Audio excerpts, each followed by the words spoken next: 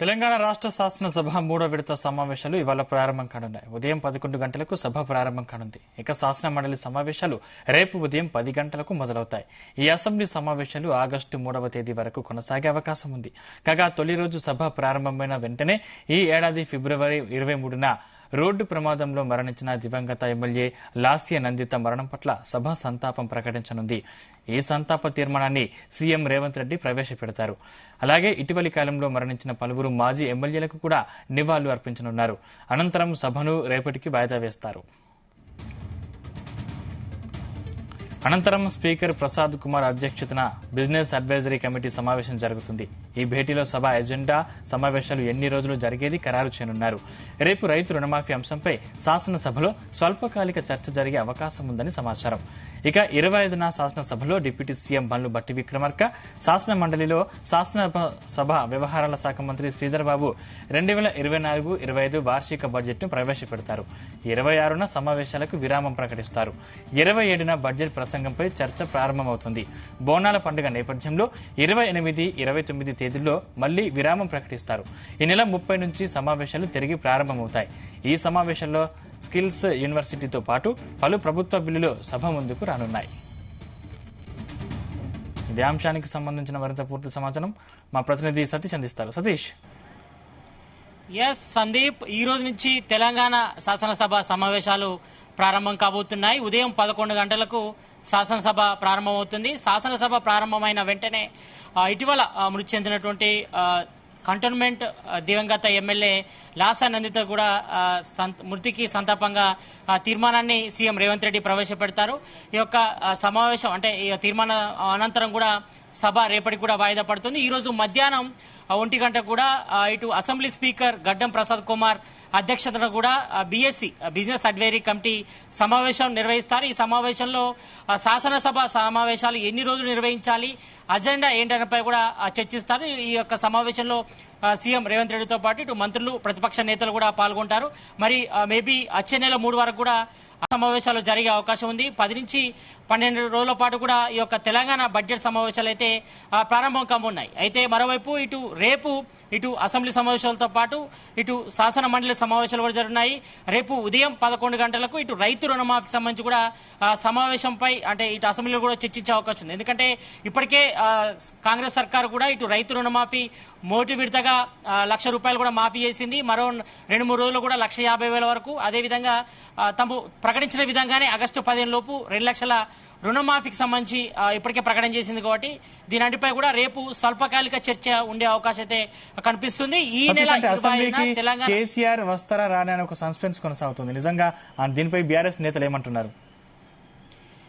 మొదటి నుంచి కూడా మరి బీఆర్ఎస్ అధినేత మాజీ సీఎం కేసీఆర్ ఈసారి అసెంబ్లీ సమావేశాలకు హాజరవుతారా లేదా అనేపై కూడా ఉత్కంఠ అయితే కొనసాగుతుందని చెప్పుకోవచ్చు. మేబీ ఈ నెల 25న బడ్జెట్ సమావేశాలు ఉన్నాయి కాబట్టి బడ్జెట్ సమావేశంలో ఇటు డిప్యూటీ సీఎం మల్లు భట్టి విక్రమతో పాటు ఇటు శాసన మండలిలో శాసనసభ వ్యవహారాల శాఖ మంత్రి శ్రీధర్ బాబు కూడా శాసన మండలిలో బడ్జెట్ ను ప్రవేశపెడతారు. కాబట్టి ఆ రోజు కేసీఆర్ హాజరయ్యే అవకాశం అయితే కనిపిస్తున్నాయి. ఇప్పటి వరకైతే బీఆర్ఎస్ సంబంధించిన నేతలు అయితే స్పష్టం చేశారు. ఎందుకంటే ఇప్పటి వరకు ఇది 3వ విడత అసెంబ్లీ సమావేశాలు జరుగుతున్నాయి కాబట్టి మరి ఇప్పటి వరకు బీఆర్ఎస్ అధినేత మాజీ సీఎం కేసీఆర్ అయితే అసెంబ్లీ సమావేశాలకు హాజరు కాలేరు. ఆయన ఎమ్మెల్యే కూడా ప్రమాణ స్వీకారం చేసి వెళ్ళిపోయారు గతంలో. కాబట్టి మరి ఈసారి కేసీఆర్ సమావేశాలకు హాజరవుతారా లేదనిపై కూడా అయితే ఉత్కంఠ ఉంది. మరి మనకు అందుతున్న సమాచారం ప్రకారం ఈ నెల 25న కూడా రాష్ట్ర ప్రభుత్వం పూర్తి స్థాయి బడ్జెట్ కూడా ప్రవేశపెట్టనుంది. ఎందుకంటే గత ఫిబ్రవరిలో 4 నెలలకు సంబంధించి 2,75,000 కోట్లతో ఓట్ అండ్ అకౌంట్ బడ్జెట్ ను కూడా ప్రవేశపెట్టింది. కాబట్టి ఈ నెలాఖరుతో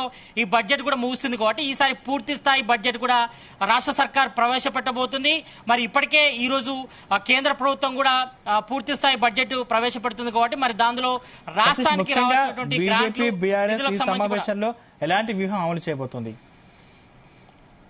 మొదటి నుంచి కూడా ఇటు బీఆర్ఎస్ ఇటు బీజేపీ కానీ రాష్ట్ర ప్రభుత్వంపై ఈసారి అటాకింగ్ చేయబోతుందని చెప్పుకోవచ్చు. ఎందుకంటే ఈ యొక్క అసెంబ్లీ సమావేశాలు చాలా వరకు కూడా వాడివేడిగా జరిగే అవకాశం ఉంది. ఎందుకంటే మొదటి నుంచి కూడా ఇటు 5 గ్యారెంటీల అమలు కూడా ఇంకా పూర్తి స్థాయిలో అమలు కావడం లేదు ఒకటి.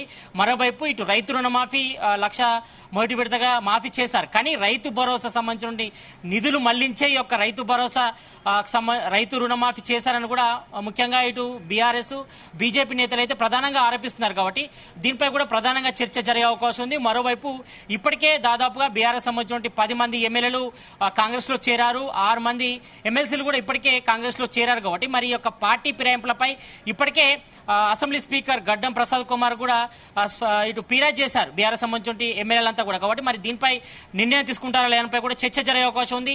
దీని అయితే తీవ్రంగా వ్యతిరేకించే అవకాశం ఉంది. ఎందుకంటే గతంలో కాంగ్రెసే గత బీఆర్ఎస్ గవర్నమెంట్ ఉన్నప్పుడు ఈ పార్టీ ఫిరాయింపులను తీవ్రంగా వ్యతిరేకించారు. మరి ప్రజెంట్ సిచ్యువేషన్ లో మాత్రం చాలా మంది బీఆర్ఎస్ సంబంధించిన ఎమ్మెల్యేలంతా కూడా కాంగ్రెస్ లో చేరే పరిస్థితి. దాదాపు 10 మంది ఇప్పటికే చేరారు, మరికొంతమంది చేరేందుకు కూడా సిద్ధం అవుతున్నట్టుగా మనకు సమాచారం ఉంటుంది. కాబట్టి ఈ నేపథ్యంలో మరి దీన్ని ఏ రకంగా ఫేస్ చేస్తుంది రాష్ట్ర సర్కారుపై కూడా చర్చ అయితే కొనసాగుంది, వాడివేడిగా చర్చ అయితే కొనసాగుంది. మరోవైపు ఇటు డిఎస్సి వాయిదా వేయాలని కూడా మనం చూసాం. దాదాపు 15 రోజుల పాటు నిరుద్యోగులు, ప్రజా సంఘాలు, ఇటు ప్రతిపక్ష నాయకులు కూడా ప్రధానంగా డిమాండ్ చేశారు. అయినప్పుడు కూడా రాష్ట్ర గవర్నమెంట్ ఎక్కడ కూడా తలొగ్గలేదు, డిఎస్సి పరీక్షను యథావిధిగా కంటిన్యూ చేస్తున్నారు. మరోవైపు గ్రూప్ 1 సంబంధించి గ్రూప్ 2 పరీక్షలు కూడా వాయిదా వేశారు డిసెంబర్కి. కాబట్టి ఈ నేపథ్యంలో దీనిపై కూడా చర్చ జరిగే అవకాశం ఉంది.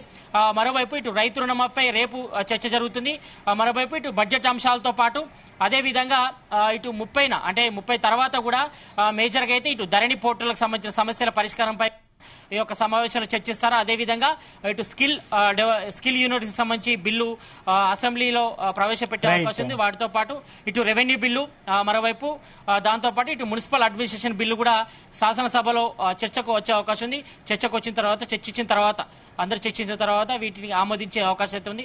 మొదటికైతే ఇటు ఈసారి జరిగే బడ్జెట్ సమావేశాలు మాత్రం వాడివేడిగా జరిగే అవకాశం అయితే ఉంది. ఎందుకంటే మరోవైపు ఇటు పార్టీ ఫిరాయింపులు కానీ, మరోవైపు ఇటు రైతు భరోసా పై కూడా రాష్ట్ర ప్రభుత్వాన్ని ఇరుకున పెట్టేందుకు కూడా ఇటు బీజేపీ నేతలు అదేవిధంగా బీఆర్ఎస్ నేతలు అయితే సిద్ధమవుతుందని చెప్పుకోవచ్చు. ఎందుకంటే ఇప్పటికే రైతు భరోసా సంబంధించి ఇటు డిప్యూటీ సీఎం మల్లుబట్టి విక్రమార్క నేతృత్వంలో ఒక సబ్ కమిటీని, కేబినెట్ సబ్ కమిటీ కూడా వేశారు. కాబట్టి ఈ కేబినెట్ సబ్ కమిటీని ఇచ్చిన రిపోర్ట్ను కూడా అసెంబ్లీలో ప్రవేశపెడతారు. అసెంబ్లీలో ఇటు శాసనసభ, శాసన మండలిలో కూడా ఈ యొక్క రైతు భరోసాపై చర్చించిన తర్వాత మరి రైతు భరోసా నిధులు ఎప్పుడు రిలీజ్ చేస్తారు? ఎందుకంటే ఇప్పటికే వర్షాకాలకు సంబంధించిన పనులందరూ కూడా రైతులంతా కూడా మొదలు పెట్టారు. కాబట్టి మరి ఇప్పటికే రైతు భరోసా నిధులు ఇవ్వాలి, కానీ వాటిని డైవర్ట్ చేసే ఇప్పుడు రాష్ట్ర ప్రభుత్వం రైతు రుణమాఫీ అమలు చేస్తుందని కూడా ప్రధానంగా ఇటు బీఆర్ఎస్ నేతలు, బీజేపీ నేతలు కూడా విమర్శిస్తున్నారు. కాబట్టి మరి రైతు భరోసాపై ఎప్పుడు నిర్ణయం తీసుకుంటారు? మరి తెలంగాణ కాంగ్రెస్ గవర్నమెంట్ ఏర్పడితే మరి రైతులకు 15,000 ఎకరానికి ఇస్తామన్నారు, రైతు కూలీలకు కూడా 12,000 ఇస్తామన్నారు.